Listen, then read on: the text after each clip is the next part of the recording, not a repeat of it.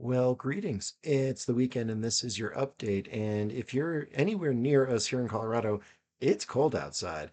We were in the negatives for most of the weekend. I think we topped out at about 10. So, wherever you are, whatever you're doing, hopefully you're staying warm and trying not to get outside too much. It's just not that much fun out there. This week on The View from the Road, it was our first week back after break and had some great conversations with teachers, just kind of getting back in the swing of things. And one of them was on what programming she's doing with her band the rest of this year. Well, she's going to do the song Georgia on My Mind. And I, of course, said, oh, you should play Ray Charles for them so the kids understand it. She says, well, it's not actually a Ray Charles song. And I had no idea. Hoagie Carmichael was the originator of that one back in the 1930s.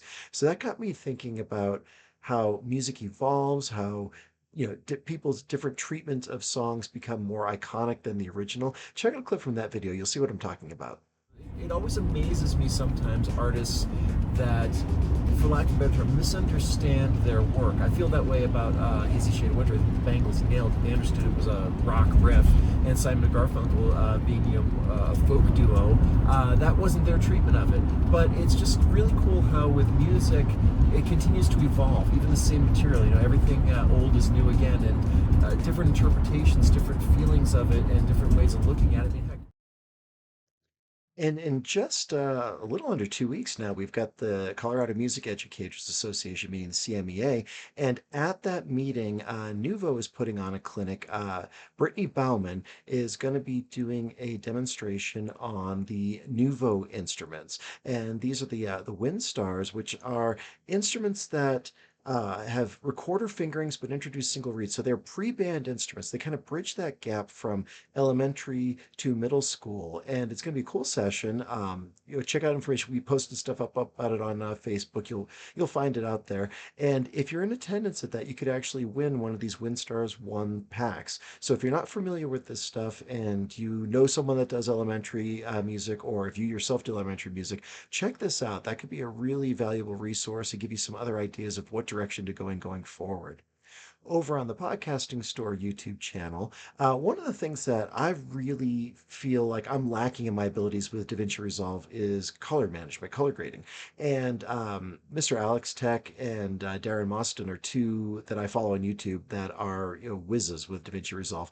Well, they did like a collaboration crossover video a few months ago, and so Darren is the guy for color grading in DaVinci Resolve. And he was just kind of going over some basic ideas and whatnot. And in the course of their conversation, they came up with a question that I had in my mind. I'm really glad that Mr. Alex Tech asked him it. Check out the clip from that video, and you'll see what direction I'm going in with this. What would be the first tool you'd advise someone to learn? Go Where would colour you start? management. Colour management, 100%. Now, a lot of people find that quite daunting.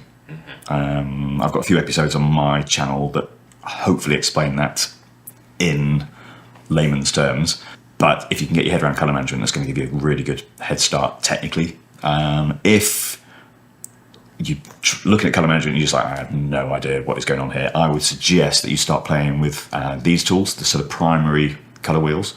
You've got lift, gamma, gain, which is shadow, midtones, highlights, if you like. But this one here, offset, this is actually adjusting the overall image. So this is going to do the biggest first step for colour grading. This is my first go-to tool.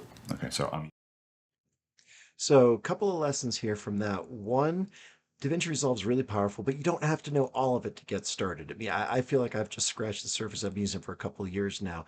But two, play with it, mess around with it, seek out the experts. Just quick little YouTube videos. You'll be able to do this. Don't you worry. That's how I figured out how to do all the stuff that I do. So be on the lookout for. Hopefully my color management's going to improve. I'm excited to start this. Something I've been meaning to do. It's just tricky to find the time, but I think the time is now. So looking forward to going on to this journey. Then over on the Podcasting Store Medium page, we adopted some new cats. Yay. Timothy's really been wanting to get another cat ever since we lost Louis over the summer. Not because he wanted to replace Louis, because he loved having a cat so much and he really missed that.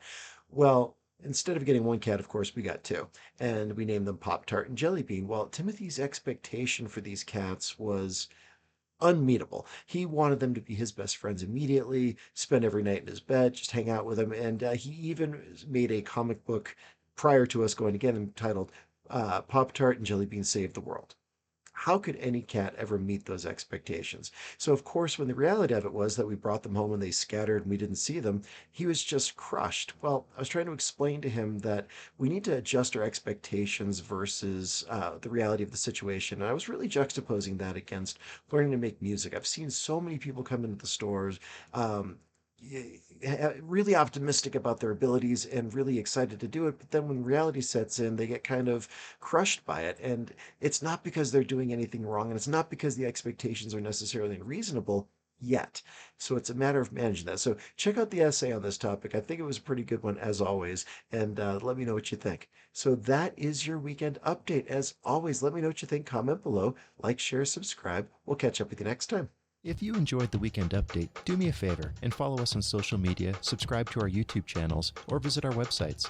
This is Drew with Boomer Music Company and thepodcastingstore.com. Thanks for listening.